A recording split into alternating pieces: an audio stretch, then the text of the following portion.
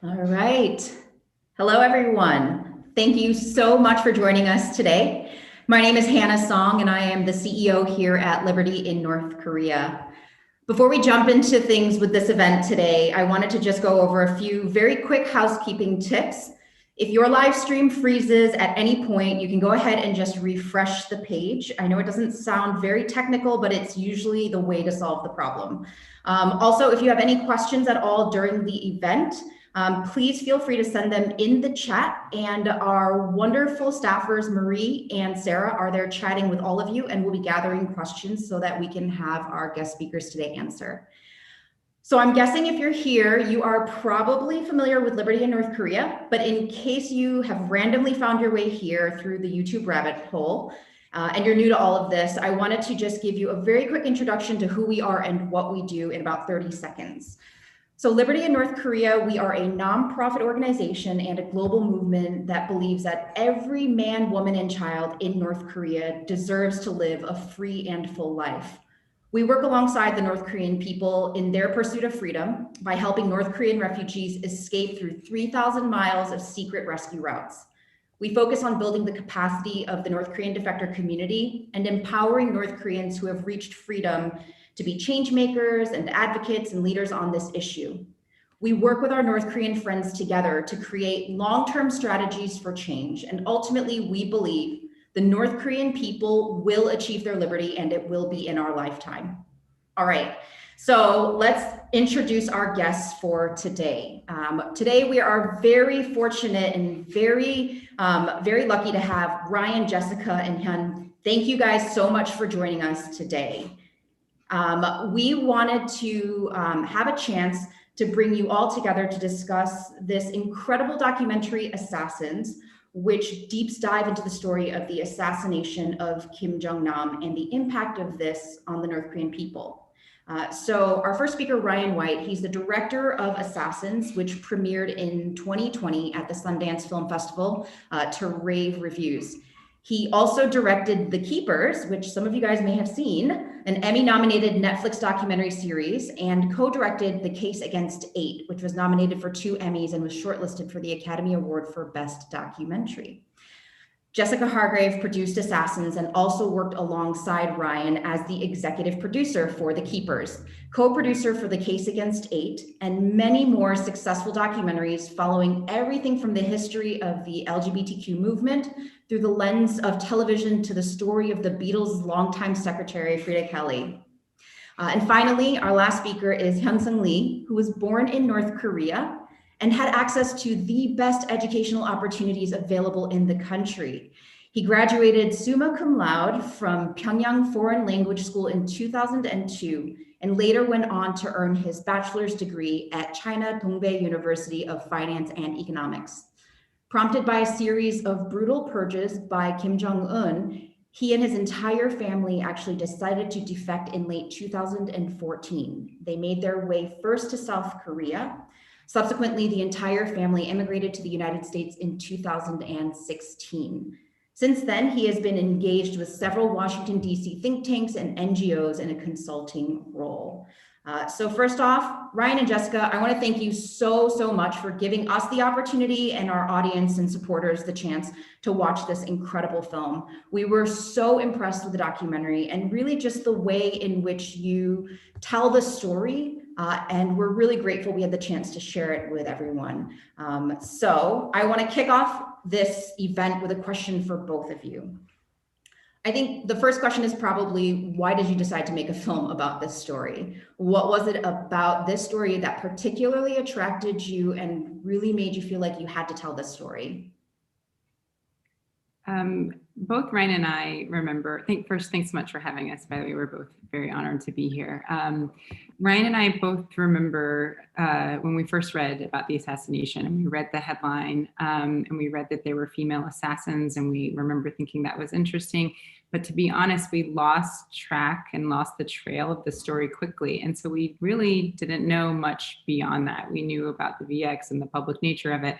But it was a few months after that that we got a phone call from a journalist who, his name is Doug Bott-Clark. He became an executive producer on their project. And he said, do you remember that assassination? I've been looking into it, and there's much more to it than the headline. And then he said that the women who committed the assassination were claiming that they were part of a reality show. And it's one of those moments where you just, we're skeptics by nature, and we just thought that doesn't seem possible. How is that possible that someone could get tricked? And I think that right away we were very curious, of course, and whether they were telling the truth or not, we thought that it was an interesting story that we wanted to follow and to learn more about. So within a couple of weeks, Ryan and Doug together were on a plane to Malaysia to continue the research and to start shooting right away. I think one of the things that was so interesting about it to us was that it wasn't a question of whether the women had done it. It seemed very clear that they had. I mean, there was footage that had been leaked so you could see it happening. Mm-hmm. It was really a question of why. And so the opportunity for that, really, those layers, and some of it being like a psychological analysis almost of what happened to them, really drew us in. I haven't said North Korea out loud yet because so much of it was really just about learning about these women that brought us in. But of course, that which was behind the headline was the story of the influence that this regime had, and the power that they were able to have the rest of us think, oh yeah, these were trained assassins, and not even know the truth. So we wanted to figure out what that truth was. Mm. So you addressed this a little bit, as you had mentioned that obviously you learned quite a lot about the women's stories, but I'm curious to know, what did you both learn about North Korea actually through the process of making this documentary? Because I imagine, I'll assume, but I imagine you may not have known that much about North Korea before embarking on this journey. No, we didn't know much at all. So this was a total crash course in the history of North Korea and the policies of North Korea. Jess mentioned that the assassination happened February of 2017, and that was Trump's first full month in office. And so that's, I think, why the headline dissipated very fast. I think normally, like under the Obama years, this probably would have been a top story in the US for months. And I think people like us, your audience, maybe not because they're so interested in North Korea and tracking it. But I think general audiences lost track of this huge headline very quickly. So it gave us the opportunity to, I think, tell a true crime story, which at its base it is, which is a very popular form of documentary right now. But it allowed us to tell us the biggest, most geopolitical form of true crime, and gave us a really unique opportunity, I think, as documentary filmmakers, where it seemed like everyone we were talking to, and I bet this audience was different, but everybody that we were talking to had no idea what the truth was. They kind of remembered that it was female assassins and that the North Korean regime had been behind it, obviously, but they knew nothing more than that. They didn't really know about the reality show, and they definitely didn't know about the murder trial of the women or what happened to them. So that was always our guiding star while we were making the film, was like, who are these women, was the big question. The more we edited the film, the more we realized that we were kind of missing the big picture. We were so focused, because what we always do as documentary filmmakers, if you watch Jess and my film, we rarely make social issue films. We rarely make political films. We rarely make human rights films. We always make character-based films, and these two women we saw as our main characters. But the more we edited the film, because this took 2.5 years to make, so basically in the final year of making it, we started realizing, like, you can't understand the web that these women were ensnared in. Like, you can't understand the life and death stakes that they're facing right now without giving the audience the bigger picture. And that's really when we started to tell that part of the story and kind of broaden, make the film a little bit more macro in its geopolitical scale, and start to look at, the history of the Kim regime, or all that foreign diplomacy that starts taking place at the end of our film, or the relationships between North Korea and China, or the relationship between Kim Jong-nam and the US. All of that stuff started to kind of come out in the edit in the final year. And it was a total crash course for us, and we were talking right before this Q&A began about the Sony hack, and sort of the effect that had on the film industry. So we knew by bringing that into our film that we were going to alienate a lot of corporations and companies out there that might be afraid of taking on the North Korean regime. But it was something that we felt we had to do for the audiences to fully understand the story of what happened to the women. Like, we couldn't keep it too narrow. I think because you just mentioned that, I wanted to ask you, do you think the film will elicit a response from the North Korean government? And did you have any concerns about that when you set out to tell this story? We definitely had and have concerns. I mean, I think some of it comes down to there's an unpredictability about how people might respond to your film, how the regime might respond. But so we took as many precautions as we could. I'm sure you guys do this too, but we did everything we could to keep, to enhance cybersecurity. We met with consultants who suggested that we keep the film as difficult to access as possible, which was the number one goal, which was so every computer that could access the film could not access the internet, for example, so that no one could get into the footage. And similarly, we shared links very seldomly. They were like, you would text the password instead, just all these, whatever we could do to try to help protect the material. That was the main goal, is keep the material contained. We also were very private about it. I mean, we weren't making press announcements or anything like that until it was at Sundance. And it's like, okay, this is happening. It's time to go. We got to tell people we made this. And only then did we make it public. So we did what we could, of course, to keep the material safe. But we also, it's a different approach, certainly, our film, than the interview. The interview is a parody. It's a satire and it's mocking Kim Jong-un. But I think that our film is not that. I think in a way our film is showing the power and the ability to get away with things that he has. And I don't know, we always thought like this was a spectacle for a reason in some ways. I mean, I don't know if it would be upsetting to the regime that we made this film. I genuinely don't know, but it is a totally different approach to the story than I think the interview took. So maybe it's not something that's upsetting. I don't know, but we that does not change the fact that we are very careful. But it does mean maybe it won't elicit the same response. I certainly hope that it doesn't. That's an interesting point that you make. And there's nobody that would be more familiar than, the threat of this regime and really what they're capable of more than our speaker, Hyunsung. So I want to turn to you, Hyun, for a moment here and ask you, your background is really unique. It's unlike most North Korean refugees that we work with, that we may be familiar with, in that your family is from Pyongyang and your family was incredibly elite. In fact, your father had a direct relationship with Kim Jong-il, who is Kim Jong-un's father.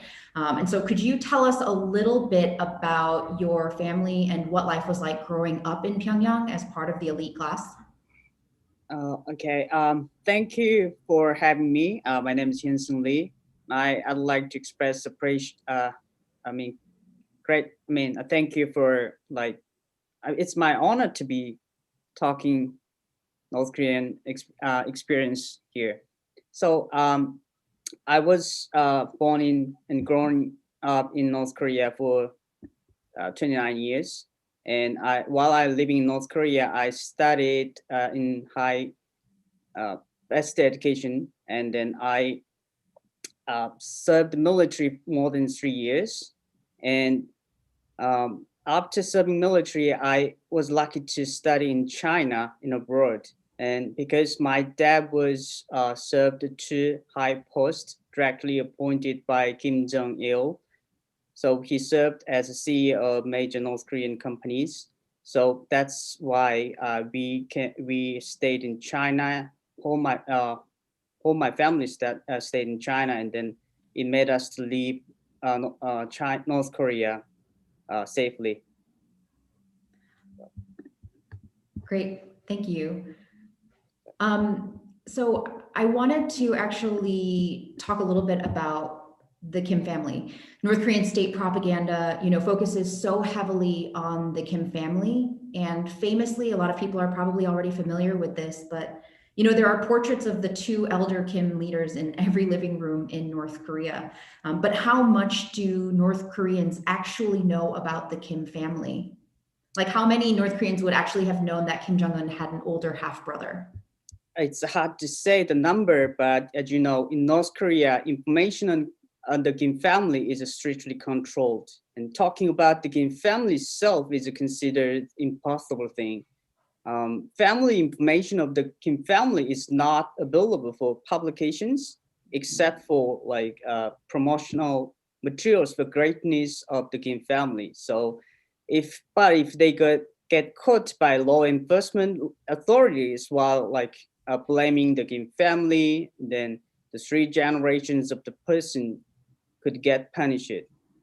So I think for this reason, only few high-ranking officials in North Korea knew the Kim Jong-nam's existence. But however, his presence was known to more people as overseas diplomats and businessmen and overseas workers knew about the Kim Jong-nam's existence through the foreign media. That's interesting. Did you know about Kim Jong-nam, or did you only come to learn about him after you were in China? So my dad knew Kim Jong-nam when he was in North Korea because he saw many times in like a Korea hotel and then in high quality like restaurants and the places. But I knew his existence while I was in China. Now, obviously, many people don't know about Kim Jong-nam's existence, and then even like his son, or even he has a son or like that. So Right. very few people knew that. I want to ask you, we talked about this the other day, but why do you think that Kim Jong-un assassinated Kim Jong-nam? I know that the film, alludes to this, but it was very interesting to kind of hear your perspective on this as well. So Kim Jong-un did not have a qualification to become Kim Jong-il's legitimate successor. So I think that's why Kim Jong-un killed Kim Jong-nam. So there are two reasons. First, according to North Korea's principle of the elderly son succession, Kim Jong-un should not be the successor, but Kim Jong-nam. So in the past, former Czech ambassador and Kim Jong-il's half-brother, Kim Pyong-il, was known to have received much support from Kim Il-sung. But Kim Jong-il is known to have become a decisive successor because of the support of elderly son succession. So he was decided to be a successor. So Kim Jong-nam is also the only grandson recognized by Kim Il-sung, the first founder of the North Korea. So Kim Jong-un is known to have never met Kim Il-sung. Therefore, the existence of the elderly son and Kim Jong-nam's relationship with Kim Il-sung has always been a threat to Kim Jong-un. So in fact, Kim Jong-un killed almost all of his family members and people connected to Kim Jong-nam in 2011. So my neighbor, entire family was executed, and then their children were sentenced to get to prison camp. So I saw only 3 years ago was survived because she has a different last name.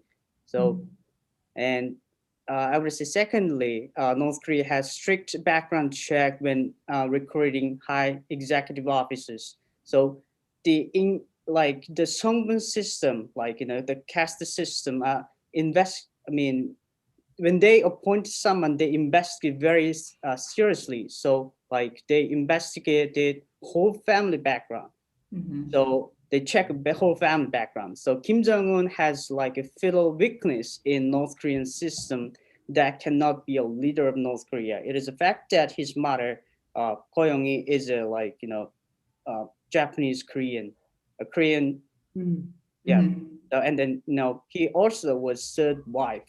So North Korea systematically suppresses ethnic Koreans in Japan and restricts the use of senior officials. So Kim Jong-un's mother is known to be a third wife, and if Kim Jong-un's mother is known to third wife, and then from Japan, and the North Korean people were greatly shocked in Kim Jong-un's idealization and worship of Kim Jong-un will be weakened. But on the other hand, Kim Jong-nam was, his background was perfect. There was no problem. That's surprising, and it's very interesting that, again, because information about the Kim family is so, it's just held so so private, that if the people were to have found out that Kim Jong-un's mother was actually Korean Japanese, that it would delegitimize him in many ways. I'm curious to know what you think, because Kim Jong-un took over, and the assassination of Kim Jong-nam happened quite some time after he took power. And it particularly happened in Malaysia. While, Kim Jong-un certainly knew, everybody knew that Kim Jong-nam was in China, in Macau, for that time being. So why do you think that the assassination happened in Malaysia, based off of what you know, kind of in the background? So as you know, Kim Jong-nam was mainly active in Macau, and is known to have been guarded by China for some parts. So until 2011, North Korea's International Liaison Bureau agents, which is spy agents, they are assisting Kim Jong-nam and then protecting Kim Jong-nam in China. In China. Mm-hmm. Yes. So I think North Korea agents and then Kim Jong-un also believe that it is difficult to kill Kim Jong-nam in China, and then who has a relationship and a good relationship with Chinese leadership. So they might be reluctant to kill him in Chinese territory. So that's why I think they are monitoring him, and then they got the chance in Malaysia. That's so interesting. I'm curious to know, just when you watched this film, what did you think? How did you feel when you watched this film and you got to see the whole story unfold? Yeah, I saw very shocked, because and I saw the news outlet news articles, but I didn't know it was those girls are actually innocent. So first of all, I thought those girls are somehow connected. But while I was watching the documentary film, so I believe that they are innocent. So, I mean, they had family members in Vietnam and Indonesia, and then there's no connection with those girls and between those girls and North Korean agents. So they are purely deceived by the North Korean agents. And I was also surprised that North Korean agents had some kind of very sophisticated plan to kill Kim Jong-nam. Mm-hmm. Ryan and Jessica, I want to turn back to you for a moment. I'm sure that there were a lot of challenges in telling this story. It's an incredibly complex story as well. But what was the hardest part about making this film and telling this story? Tough question. I think probably the hardest, or one of the hardest, I'll say, was, as we've said, we really wanted to focus on the women and their story and have that be the guiding light throughout the film. But it's hard to tell the story of people you don't have any access to, and that you can't get to know. And the only time you see them, they're wearing bulletproof vests and surrounded by people with machine guns. And these are the women we wanted people to relate to and to understand and to empathize with. And so it was hard to convey that and to figure out a way to tell the story while letting people connect to the women that you couldn't actually connect to. So we tried our best to build that picture of them by working with their families, like you mentioned, the families, Hyun, and letting their families share their experiences. And also it was interesting to have access to their social media, and I think that the irony of that is that the social media worlds and this world of 15 minutes of fame and, reality shows and all of that is what trapped them into this, but it's also in a way what helped exonerate them through the film, and through them being able to trace their profiles, trace their text messages, all of the materials that we were able to use and to pour through to see what they were like as people. And we wanted to try to use as much of that in the film as possible. Interestingly, another thing we had access to, which Ryan, you'll probably want to speak to in terms of a cut scene, ties in with what you're talking about, is we had access to their flight paths too. We were able to see some material about where they had gone. And there's an interesting story about Phnom Penh. Do you want to share it, Ryan? Sure. Yeah. I mean, I think if the premise of our film was whether these women were innocent or guilty, or whether they were telling the truth or lying, it was very hard to prove that in any way without an incredible amount of access to the evidence. And the evidence wasn't coming out in the trial because the trial was so one-sided against the women. Like, from the moment we began this film on the ground in Malaysia, everybody was telling us, oh, these women are going to be executed. You know, Malaysian officials were telling us that, journalists were telling us that. Everybody close to the case was saying like they have no hope. And the longer the trial went on, the more it seemed like they were going to be executed. And yet the longer the trial went on, the more we started wondering whether they might be innocent and telling the truth. And that's because I think their legal teams, who gave us, you know, complete access by the end. That didn't happen on day one. While we were filming, we spent, you know, over a year building up that trust with the legal teams. They started recognizing that it was dire circumstances for their clients. After the judge made his ruling, after the prosecution went and basically emphatically said he didn't believe the women were on a prank show, and you know, it wasn't going to be a jury trial. He would have ultimately decided their fate. The defense teams, I think, felt like they had nothing to lose except hand everything over to a documentary film team and say, can you get the truth out there? And so that included, that's when we got the social media profiles that Jess is talking about and the text messages. That's around the time we got our hands on the CCTV footage from the airport, which allowed us to corroborate the women's entire story. For the first year, we didn't have that footage, so we were wondering if they were telling the truth about how it went down on the airport. And then we started to see their flight pass. And this is also constructed through social media as well. But these women are not only claiming we were playing a prank when we killed him, we actually were on a reality show for months leading up to that, which is just mind-blowing and unbelievable, literally.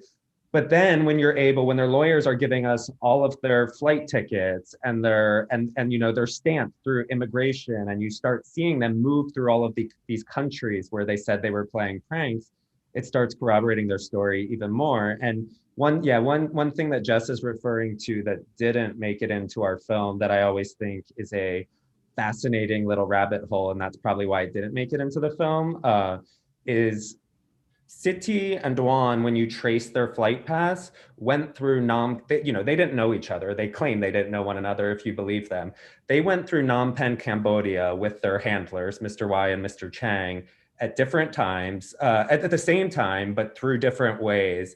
And Kim Jong-nam was passing through Phnom Penh at that same time in his own travels. This was about a month before the assassination, I believe. So there's a lot of questions on whether Phnom Penh was actually supposed to be the assassination place. And for whatever reason, it was called off. Like both Dwan, you can look at her Facebook profile and there's photos of herself in the hotel room saying like, I have nothing to do. No one's told me what to do today. So she just sat in her hotel room for 3 days without Mr. Y ever calling on her to play a prank. And then both of the handlers told the women like, no prank show while we're here, you're going back to your respective homes. And Kim Jong-nam passed through safe. And a month later, the assassination happened. So there's all those little rabbit holes that we would have never been able to put together without the lawyers being willing to say like, here's all our notebooks of evidence, have at it, and trace their paths. Wow, that's incredible. I can only imagine how there must be so much that you weren't able to fit into the film. So many of these interesting just nuggets of information and facts that you guys found through all of what you were investigating. I want to actually take a question that came in through our audience, and this question is for one of you guys.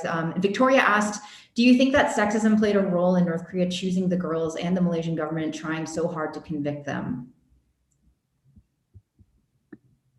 Yes, you're the woman, yeah. I know. I'm going to be curious to hear what Hyun thinks in terms of sexism within the regime in the country. But for me, I think that it did. I think that the women were viewed as expendable. And I think that they were also viewed as vulnerable. Like, we can do this, we can trick them, and we're going to do it. And they did it, unfortunately. And I think that some of the ways that they preyed on the women, I think everyone is vulnerable in some way, but they found the ways that these women were particularly vulnerable. And it's grooming is a word that we sometimes talked about. It's like pulling them tighter and tighter into the web and saying things like, you didn't do a good job today and stuff like that, and making them feel like they had to try harder and had to try harder. And of course that could happen to any gender, but I think that with these women in particular, their hopes for a better life, their hopes for fame, their past experiences, particularly in Siti's case,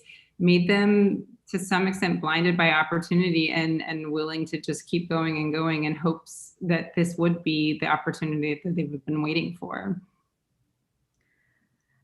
I think, yeah, and I think that we talked about this briefly as well, but that's an excellent point that you make about this notion of grooming. I think as you say that, and I'm thinking about the film, that makes so much sense, and it is just truly heartbreaking, actually, and especially when you think about the background of these women. I think one of the women in particular were working in the sex industry. Correct. Yeah. Yeah. And so you think about, I mean, she says in the film, she says, like, this seems like easy money for such an easy thing. Like, of course she's gonna do it and try to do her best at it, which is what is also so sad. They were both trying so hard to succeed at what they thought was a prank show.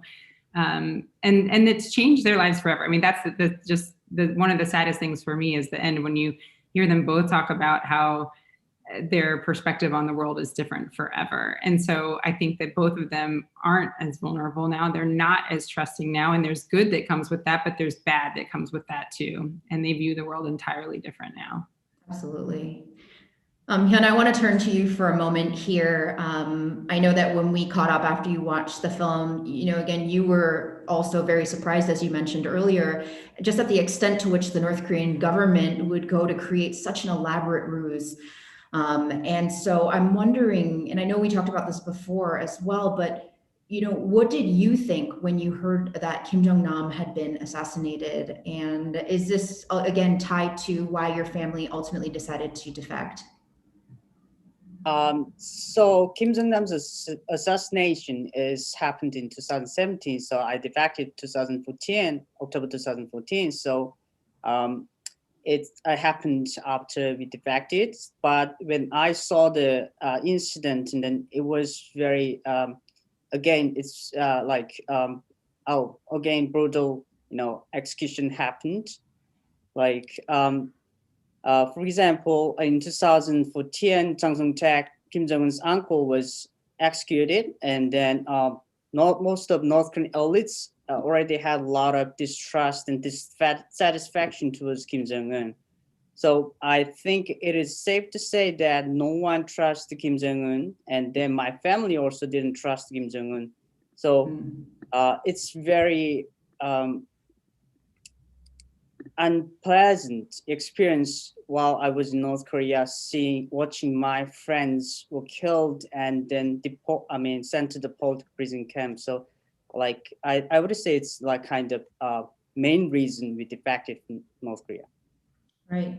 I'm curious to know if the North Korean people saw this documentary, what do you think their reaction would be? I might say if North Koreans watch the documentary, they will once again be very surprised at Kim Jong-un's brutality and think about his inhumanity and his disqualification as a state leader. And the elaborate assassination plan and use of 2 innocent women and the use of poison to kill his half brother, like, would be considered very inhuman crime that ordinary people could not imagine. Right. I have another question here from our audience, and this is for anyone that wants to answer. This question comes from Jaden. How could the international community hold the North Korean government accountable for their actions, especially in the circumstance with the assassination of Kim Jong-nam? I think Hyun should answer that. Yeah, because I mean, it didn't happen. So I'm curious of someone who's been on the inside, how they feel that there could be repercussions for something like this.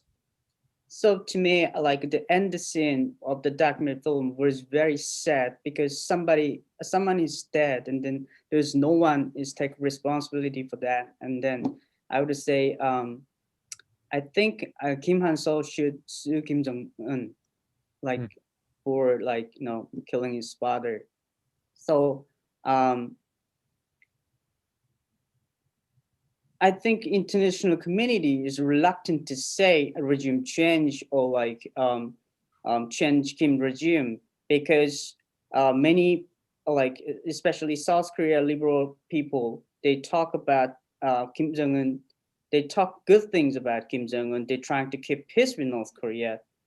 But in reality, like Kim Jong-un is like to North Koreans, Kim Jong-un is like an immoral person, kill his uncle, kill his aunt, and kill his half brother. So in like modern society, who kills his beloved people? Even Chinese people don't like Kim Jong-un because he killed his own family members. So this is like a difference. When we see Kim Jong-un as like, some people see Kim Jong-un as a leader, but we see Kim Jong-un as like immoral person.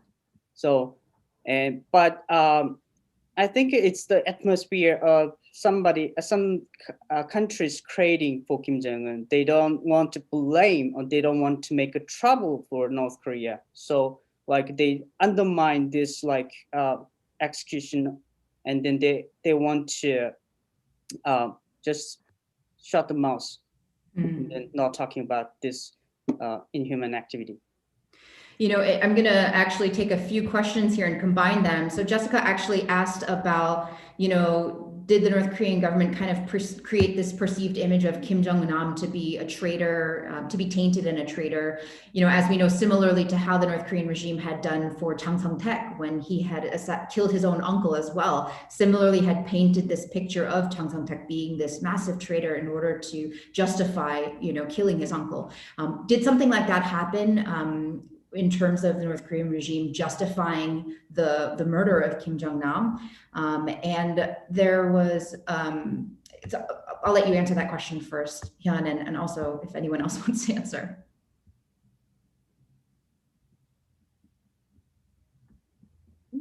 Oh, Hyun, yeah, if you can. So, no, I thought, asking Jessica the question. I think the person who asked the question was named Jessica, right? Oh, yes, sorry. I got confused too, but it's not for me. Yeah. So can you repeat the question? I'm sorry, but. Oh, yes. Yeah. So the question was, you know, we saw when Chang Sung-taek, Kim Jong-un's uncle, was assassinated or was killed, right, by Kim Jong-un, the way in which they created this sort of image around Chang Sung-taek to justify killing him, right, to the people. That was part of the narrative that they had to tell the North Korean people. Was a similar type of a narrative created as well by the regime when Kim Jong-nam was killed, when he was assassinated, in order to justify that he was murdered? Oh, yeah, there are some differences between Chang Sung-taek's execution and then Kim Jong-nam's assassination. So Chang Sung-taek was the public figure and then like the leading person in North Korea. So he created lots of great policies to open countries and especially economic policies. So Chang Sung-taek is well known for North Korean elites that he has a good motivation to develop the country. But suddenly Kim Jong-un executed his uncle, and but they made lots of crime, right? The list of crimes mean like, you know, I mean, he abuses power and then sell like sovereignty to China and foreign countries, and then exploiting people and keep the money for his own life. But it is all false claim. So. But like a general public, some people believe that. So they believe Chang Sung-taek is a bad person. So it is, you know, good to, you know, that person to be killed. But most of the elites, they knew it's a false claim, and then they don't. And then starting from that moment, they don't trust Kim Jong-un. But like Kim Jong-nam was different case because Kim Jong-nam's presence was not well known to North Korean people, and then. Like at the moment, nobody would know Kim Jong-nam was assassinated, but many foreign overseas laborers and then businessmen and diplomats, they saw vividly on the news Kim Jong-nam was assassinated, and then they returned to North Korea and then spread the news to North Korean public. So, like for example, in Pyongyang, like very few people knew Kim Jong-nam and Kim Han-so, but now like in Pyongyang area. Lots of people knew Kim Jong-nam and then Kim Han-so. So the publicly say that, oh, do you know Kim Jong-nam was assassinated, and then, do you know Kim Han-seol? So, but general public's opinion is, why Kim Jong-un killed Kim Jong-nam?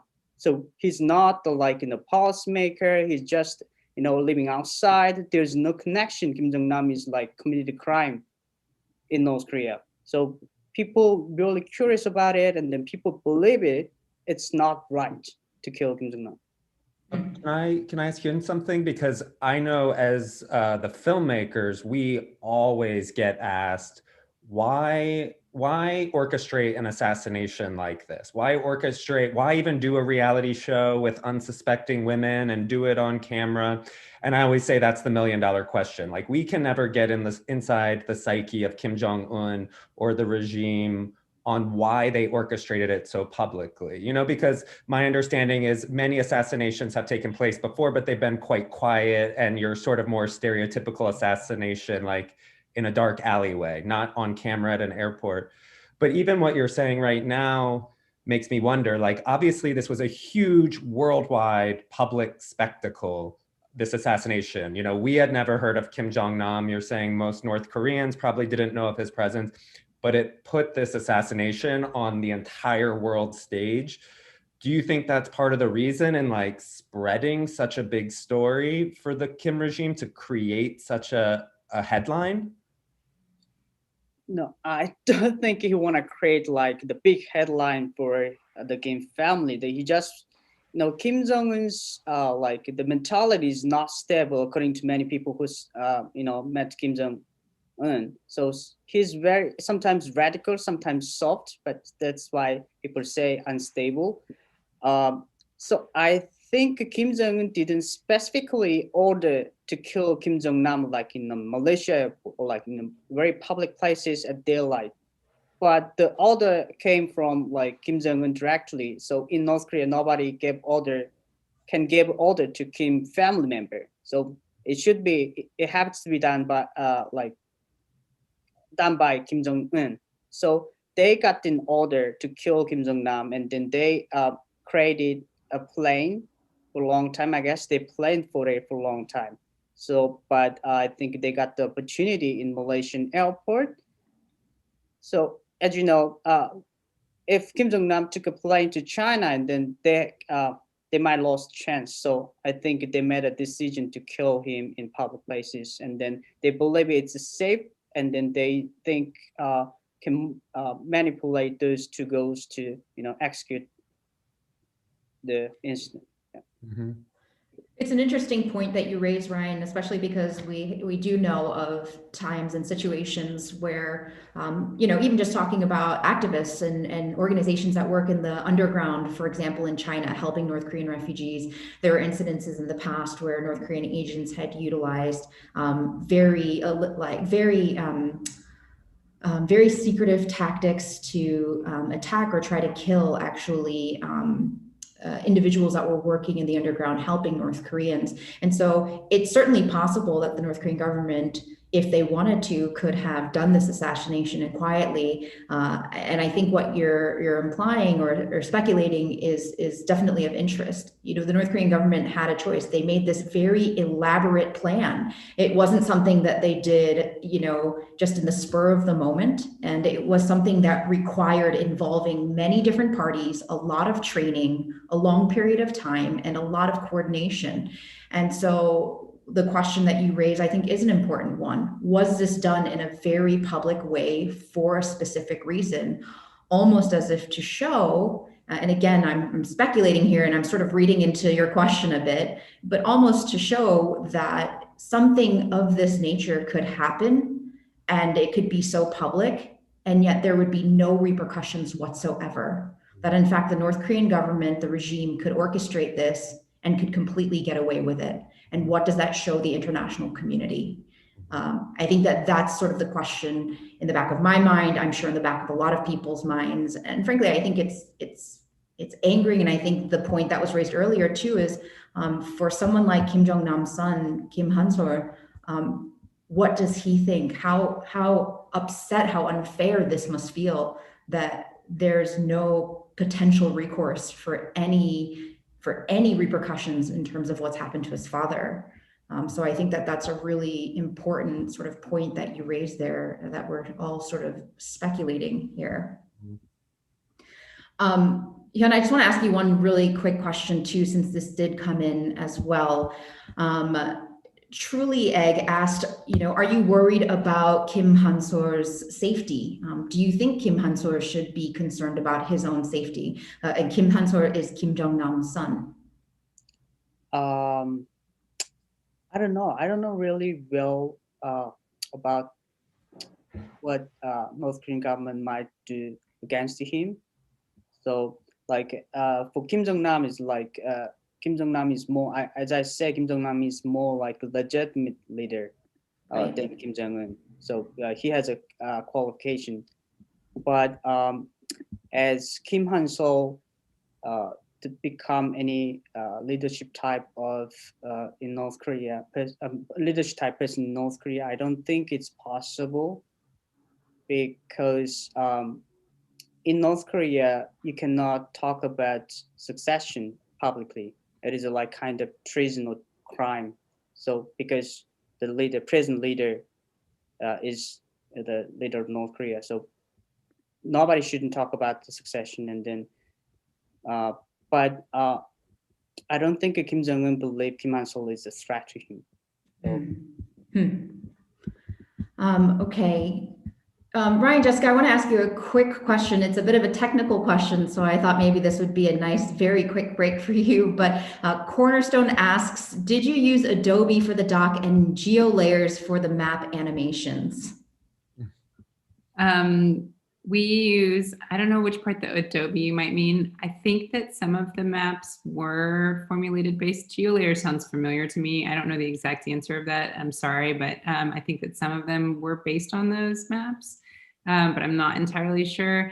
And then I don't know which part you're asking about the Adobe, but we cut on Avid, and then we had a graphics company that is the one, they did all of the graphics in terms of maps and everything, but also in terms of really not enhancing, but sort of helping represent the CCTV footage in a way that you could understand it. I don't know what his platforms were, but the way that we did that was essentially, we had all this footage. It was 7 frames a second, some of it, which means very, very grainy, very, very pixelated, sort of start and stop. And it was hard to identify what was going on. So we decided that and plus it's a busy airport, which I think people need to understand, and we needed to include shots of that to recognize that there is a nerve agent on women's hands in the middle of this busy airport in the middle of the day. But then we also wanted people to be able to see what you needed to see in each specific moment. So to do that, we had this graphics company match frame to frame where people were and what they were doing. Like if it's not on the CCTV footage, we didn't include it. If you had like laid them on top of each other, it would have been accurate, because there were times we couldn't see where people went. Like it's like, I can't see where that person is. And so we would just drop them off of that visualization, because we didn't want to speculate about where they might be. But so what you're seeing in those images is true to what was depicted in the CCTV. Great, thank you. I wanted to ask actually if you and Ryan have any updates on the women. How are they doing? What are they up to? You alluded before, obviously, that that you had mentioned that you'd caught up with them recently, and so.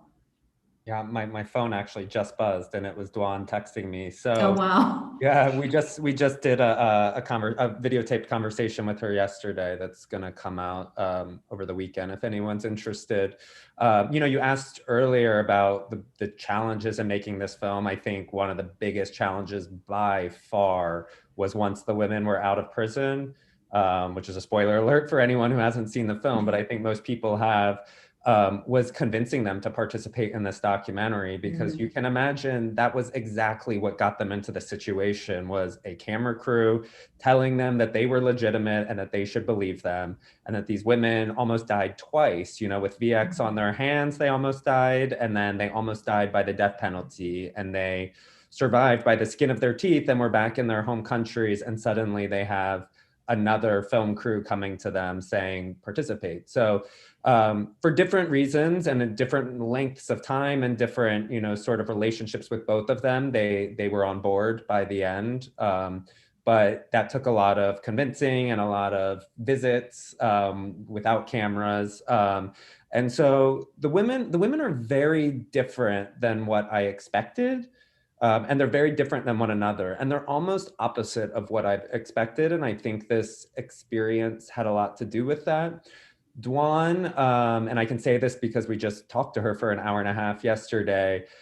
I feel a little heartbroken watching her now. The end of our film is her, returning to Vietnam, and she's at that press conference and they ask her what she wants to do. And she says, I still want to be an actress. And, she's walking through all these flashbulbs that look like paparazzi. And I think a lot of people watch the film, and not even just the film, they watched the media coverage of that before the film came out, and they judged her for that. And she had been living in solitary confinement for 2 years. So despite being under such duress, she wasn't being influenced by the outside world for those years that she was in prison. So the first time she got to feel the effects of social media again and the internet again was a lot of vitriol back at her, saying like, who do you think you are, still wanting to be an actress, or have you learned nothing? And we have a little bit of that in our film. But by the time I met her, that spirit had been totally broken. Like when all my filming in Vietnam with Dwan, she did not want anyone to know who she was. I wasn't allowed to say her name in public. Like even in a taxi, if I said her name, she got upset with me because she thought the taxi driver might know her name. She had changed her appearance. And she's not in Hanoi anymore. She's back in her hometown where she grew up, which is a small village. And I asked her yesterday if she still wanted to be an actress, and she said no. She's farming with her family, and she's got like a little online store where she's selling makeup and clothes. She said like something to the effect of like, people shouldn't give up on their dreams, but for me, I just want to be with my family now, and I've grown up a lot. And that's so sad, I think, because this is a woman who spent a decade trying to be famous, and she became famous, but for all the wrong reasons. And, that's when we're talking about sexism and vulnerability, that's what they did to Dwan. And Siti, she's back in her home village as well. She's a single mom, so she's connected with her family again, which is great. But she's also hoping to go back to school to study cosmetology. But I think she's very honest that her life will never be the same. So I think they're both doing well considering the circumstances, but they're famous for this, and I think they want a life of anonymity now, and they don't want to be famous for being assassins. Thank you so much for sharing that update with us. It is truly just heartbreaking, really, just how these women, I think you can't help but to feel like they were just very simply pawns in this entire thing, just so easily, in some ways, disposable by the North Korean government, just to be used in this way and then disposed of, with no regard whatsoever for their lives and what will happen to them in the future. I want to kind of wrap it up here with maybe two last questions. Hyun, I wanted to just ask you sort of what you hope is the main thing that audiences can understand about North Korea. Regardless of whether they've watched this film or not, North Korea is a place that you have left, you've defected from, but it was also a place that was once your home. It's where your family is from. It's where you probably still have friends. What is one thing that you hope that this audience can walk away from today understanding about North Korea? Yeah. So what I learned about North Korean Kim regime for my entire life is Kim Jong-un regime is not they don't want a peace, and then he just want to keep his authority, and then he will do anything for that.